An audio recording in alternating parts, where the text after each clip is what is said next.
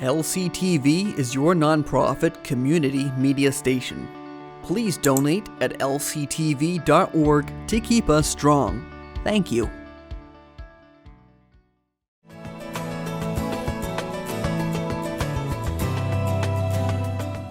Ames True Value. Farm, home, garden, pets, paint, tools, and rentals. Ames True Value has it all. Ames True Value, Route 1, Wiscasset.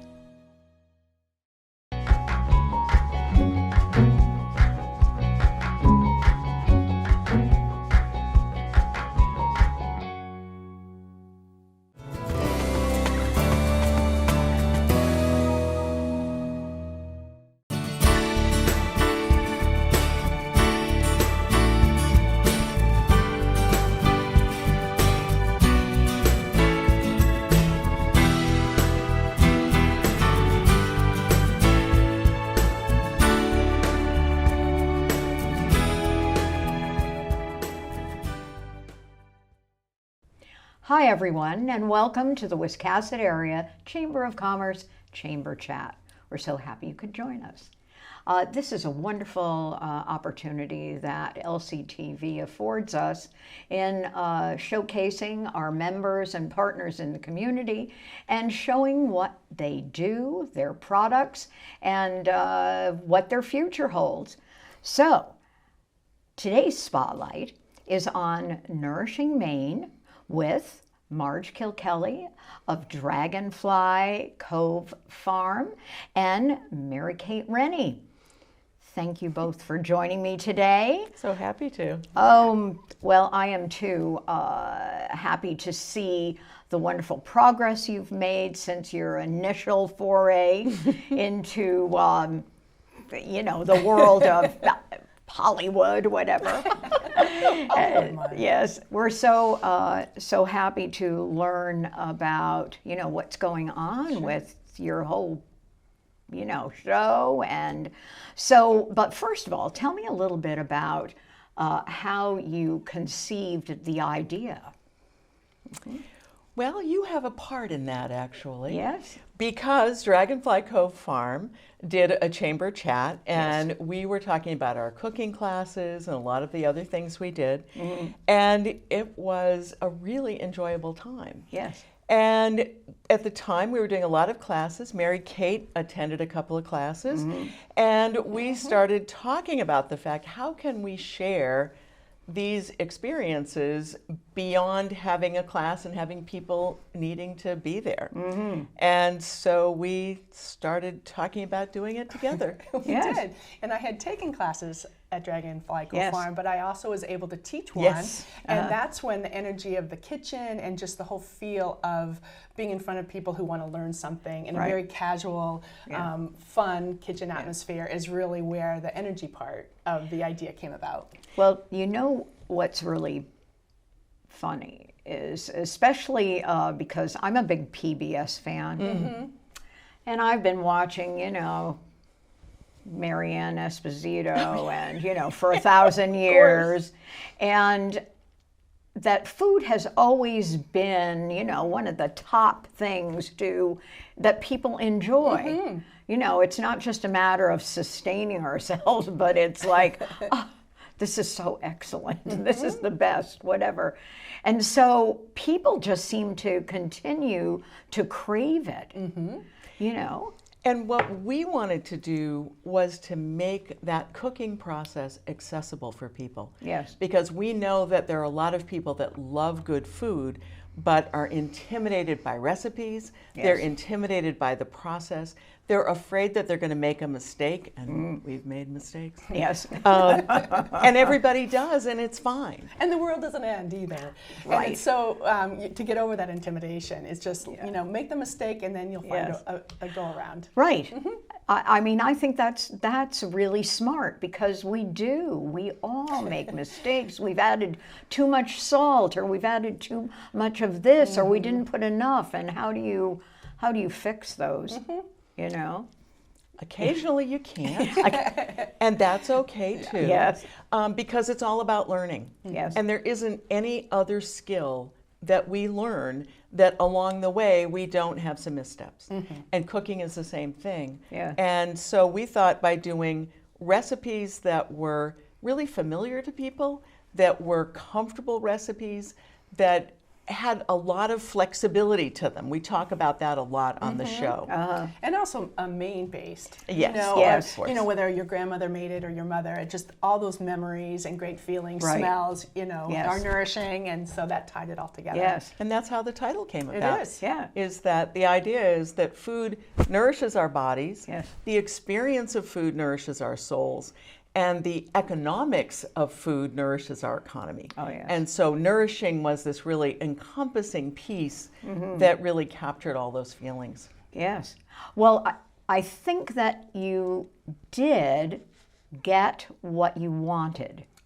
You, you know, produced a really great, very homey feel, you know, being in your kitchen, Mr. Joe there with his... The Joe way. Yes, really. You can tell that he's definitely not a trained actor. And so you can really like him because he is so very likable. Right. And it changes up the energy that we bring, Yes. you know, the higher energy. Yes. And so he's just great. Yes. Although he does have a fan club, so, you know. He does. Not that we're trained actresses by any means, No. but.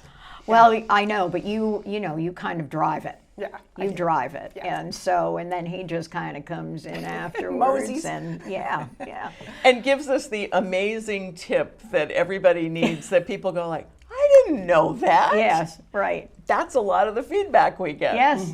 Isn't that funny? No, well, that's great. You know, because again, a lot of the cooking shows on television, for instance, are pretty specific. Yeah. They're ingredients that aren't just so readily available. You know, maybe if you live in a metropolitan area, you Right. can get things. But we're talking about here in the mid-coast of Maine. So working with the products that we have, and we have some wonderful local foods and, you know, blueberries and all of that, lobsters and so forth.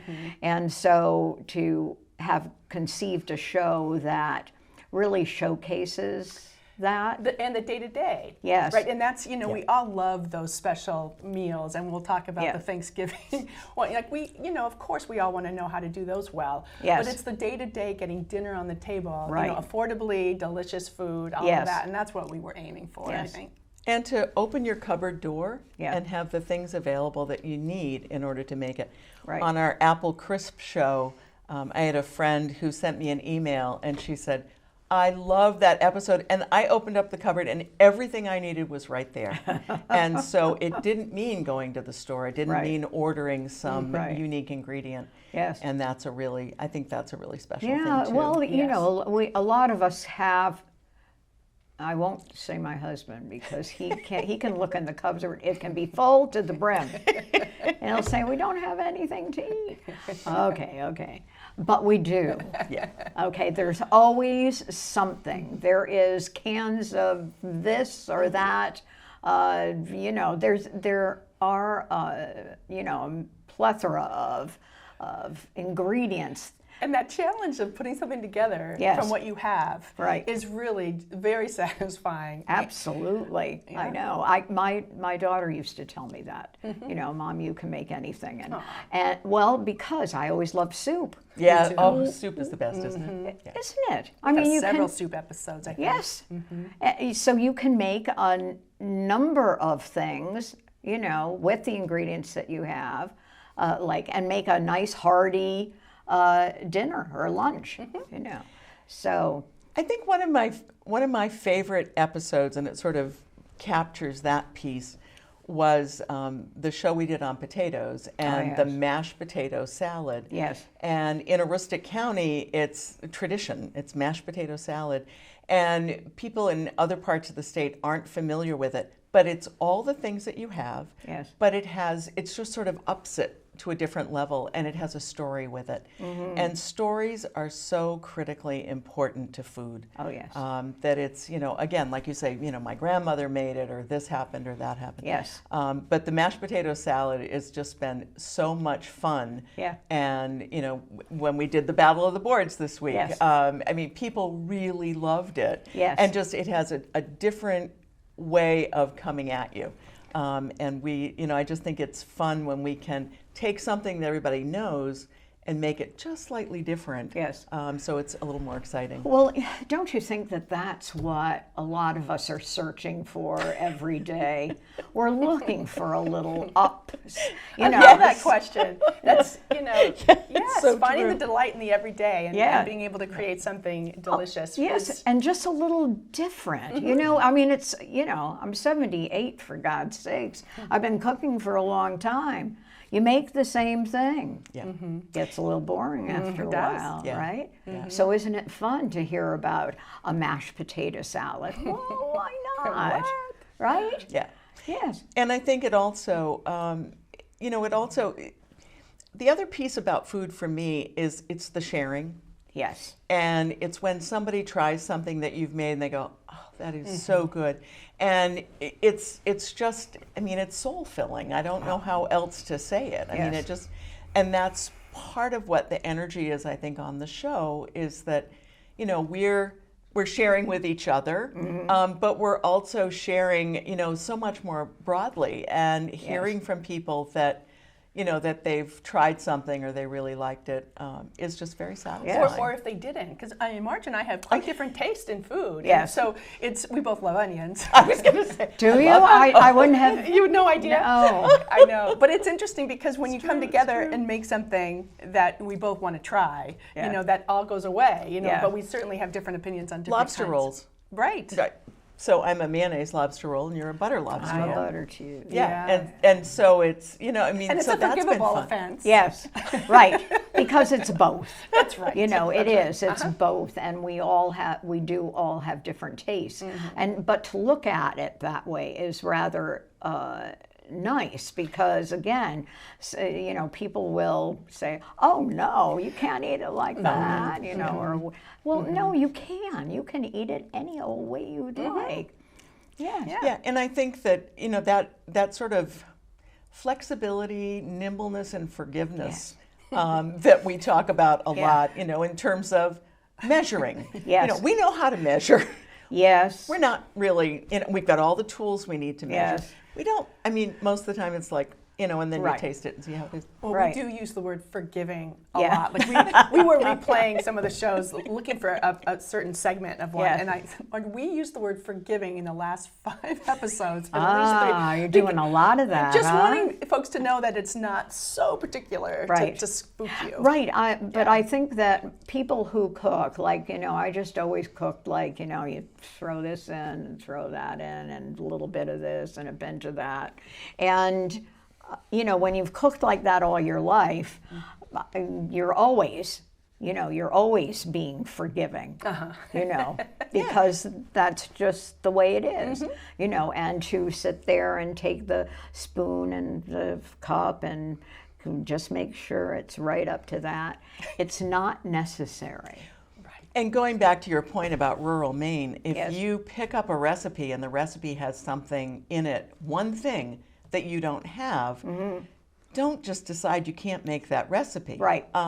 Figure out, is there some other way I can do it? Yes. And that's, I think, a really important part Yes. for those of us who aren't next door to a metro area that, Right. have all kinds of great big stores. Yes. And, so we've talked about that a lot. And spiciness. Yes. Some people like spicy things. Yes. Some people don't like spicy. Yes. That's okay. Yeah. It's fine. Yes, exactly. But it's also, again, that the forgiveness ties into that issue of being accessible. Yes. That cooking is accessible. Yes. And, we want people to try. Yes. Well, again, so you need a little bit of spark every once in a while. Oh, yeah. You need a little spark. I would be lost without the internet, because oftentimes, again, something will say, you need sour cream for this, or so darn, I forgot sour cream. And then you can look it up and say, oh, it says to use this. You can use milk and a little vinegar, or whatever the, it's equal to. Yes, I just did that very thing. Yes, so there's always, like you said, you don't have to discard something totally, for one segment. Right. That you can find, or you say, hey, maybe I don't need that. Right, and experience really does help with that. Yes, and that ties into the fact that both of us read cookbooks like novels. And as a matter of fact, I just bought I think it's 1946 book called The Gold Cookbook, and I mean literally just read it. Yeah. And part of what you get out of reading a cookbook and reading recipes, you get a better understanding of what works together and what doesn't work together. So it sort of reduces, I think, some of the errors. But we both talk about that. I mean, people have novels on their bedstand, or they have great biographies, and we have cookbooks. Yes, of course. But that is the joy of, depending on the cookbook writer. Some of them are just terrific, and they do associate things, maybe little tidbits, little stories, or again, talking about grandma's this or that, and so you're right in that it is a book worthy of reading like a novel, and also when you read some of the older ones, like from my mom. And I said, what the heck were they eating then?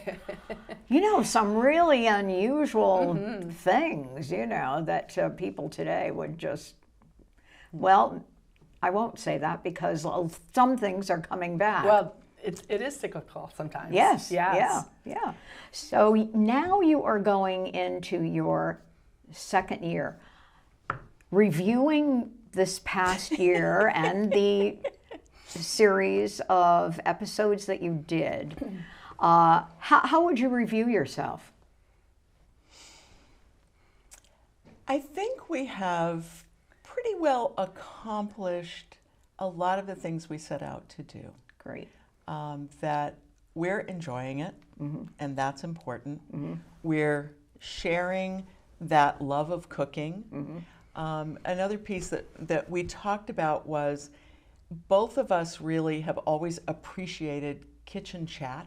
Yes. And we give that to people who maybe haven't had that experience. And I think that's an important piece as well. Yes. Yeah, the storytelling aspect of it, tying in policy, tying in our local farmers, bringing the experience of Maine into a farmhouse kitchen was really the intent, but came together a lot smoother and joyfully, I think, than we thought would happen. Yes. But it was a lovely outcome. Yes. So I mean, I definitely am happy with where we've come. But it has been, and I think both Lang and Tyler, they're just it just was a natural kind of evolving. We really just got in front of the cameras and determined where where we wanted to go and let it go. Yes. And I will say that after the first episode, so our first episode, it was 80 degrees. At least. It was just so warm. And my niece, Desiree Bailey from Wiscasset, who has Possibility Salon, I said, well, what did you think? And she said, well, if I can arrange it, I'll come over and do your hair and makeup. Which I thought was a really nice way of saying, the show was great, but spiff it up, Auntie. It was really hot. It was warm. And so she's doing that now, which is really, it's kind of fun, and it feels very Hollywood. Right. And so I'm kind of guessing that you don't do like a huge pre-planning for each show. I mean, it's some of it's just kind of, it happens. Right, and we've made it look a little bit easier than we thought, because there is a lot of planning, a lot of prep. Yes. Well, I think sometimes when something looks spontaneous, it probably took more planning than you could ever imagine. Yes, okay. We don't take a lot of takes. You know, Yeah. it's not no, it's not bad. as if Once the we're filming there, we're piece, doing once it. we're there, Right. we're buckled in. Yeah. But the pre-planning has really, we've gotten better at it. Well, I imagine because you have to decide what the theme of each episode is. And who the guest is. And if right, we're gonna and have a who the guest. guests are, and so I imagine that's something you have to put together early enough, Oh, yeah. and then choosing the foods that you're going to showcase. Well, that might have been, that was one of our rookie mistakes, I think, at least for the Thanksgiving episode. Yeah. You know, like we didn't really realize just how much planning, because we would have to make all those items before the show. Yes. And so we never really thought about that as much until it was a lot. The Thanksgiving show. Yes. It was Thanksgiving, you can do it, you know. Yeah. And we really wanted to give people the sense that it's not that hard. Take it piece by piece and do that. Mm-hmm. And that meant that we cooked 2 full Thanksgiving dinners. Wow. And when Marge says we, you know, Marge is at her farm. I live in Bremen. Yeah. And so we do a really good, division of labor. Yes. However, that episode, Marge really did the heavy lifting. Yes. You know, and so we were, you could explain what you had for Thanksgiving that That year for Thanksgiving, we had lobster. Because I said, I'm not cooking another turkey. I'm not doing this right now. I don't want mashed potato. Yes. I don't want that. So we had lobster. Good. But I think, you know, one of the other jokes that I or statements I make occasionally is that the magic of television is all about hard work. So when you put something in the oven raw and then moments later take it out fully cooked, there was a lot that went into that. Yeah. And in terms of, like, you know, purchasing ingredients, it's not just for the recipe, but it's for 2 versions of the recipe. Or if it's a recipe that needs to be tested out first, it might be 3 versions. Yes. And we did want our guests to be able to pick what they wanted to Yeah. cook or Yes. bring. And of course, all of them had something in mind Yes. quite quickly. Yeah. And so that aspect was very idea. But it was also, you know, I hope it turns out good. Yeah, right. You know, so. And the idea of guests and being able to talk about policy is really important, because I think a lot of people talk about the fact that, you know, they're buying local and it helps the economy, but what we want to do is put some reality to that.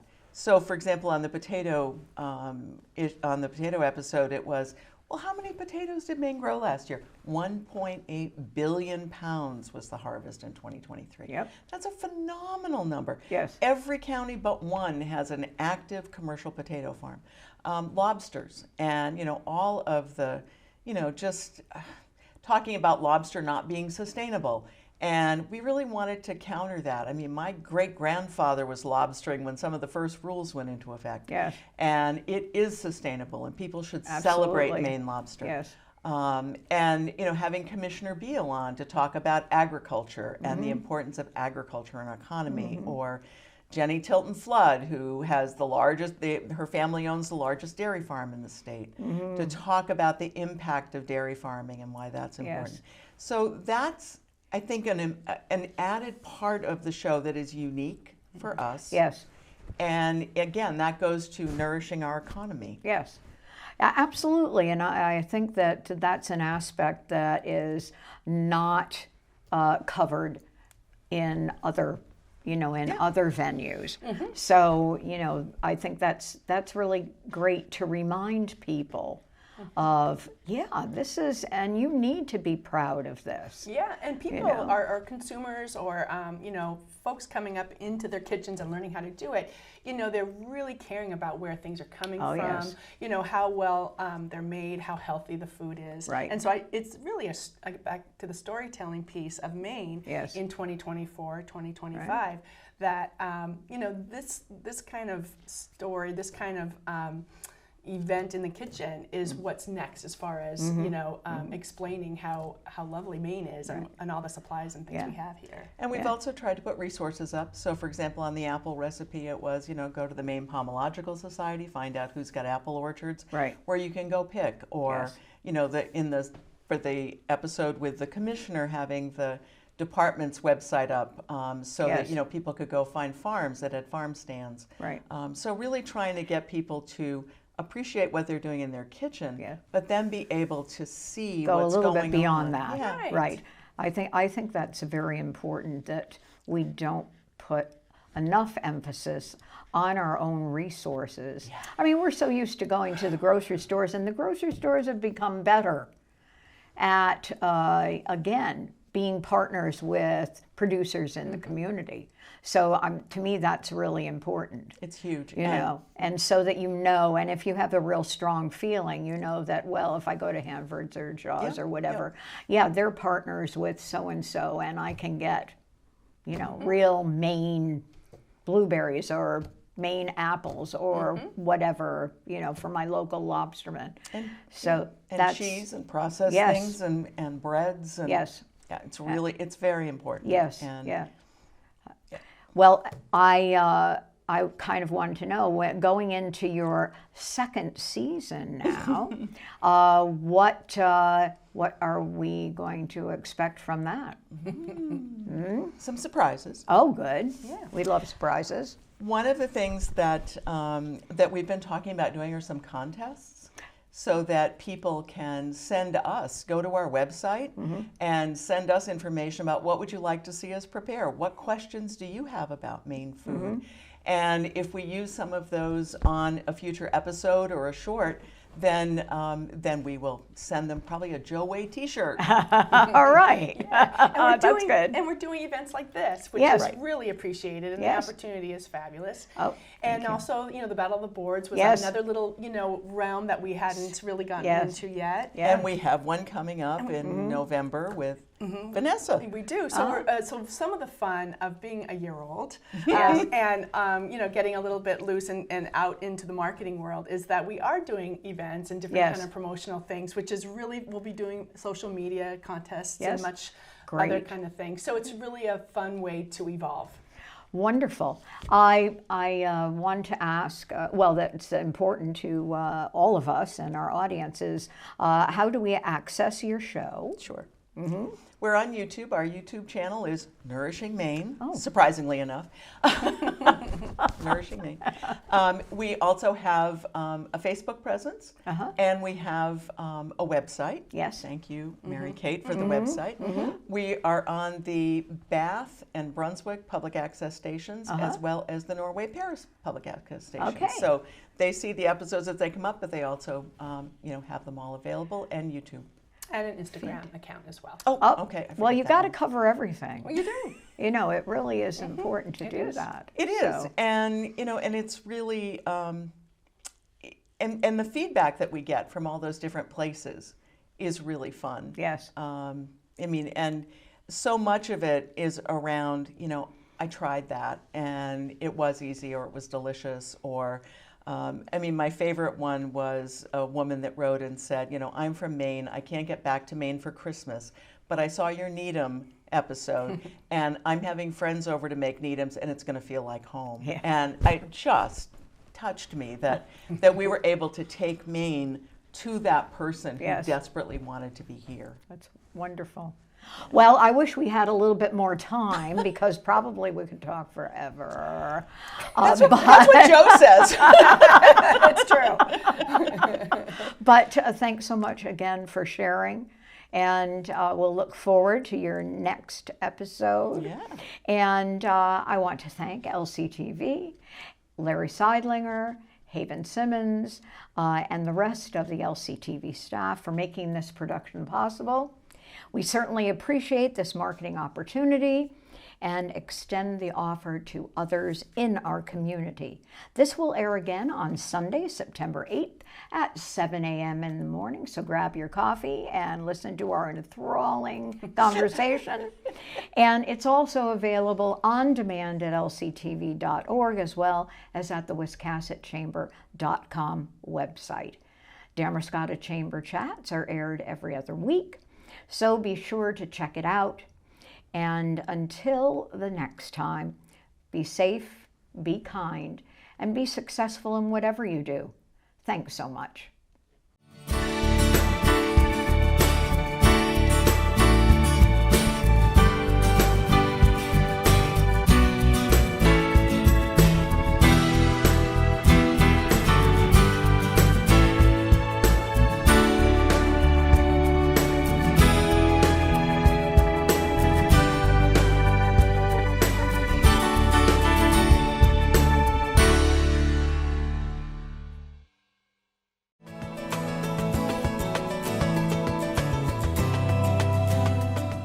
Ames True Value. Farm, home, garden, pets, paint, tools, and rentals. Ames True Value has it all. Ames True Value, Route 1, Wiscasset.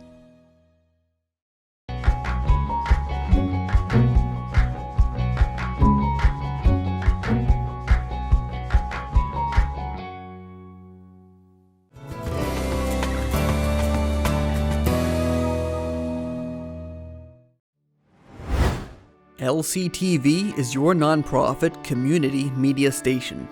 Please donate at lctv.org to keep us strong. Thank you.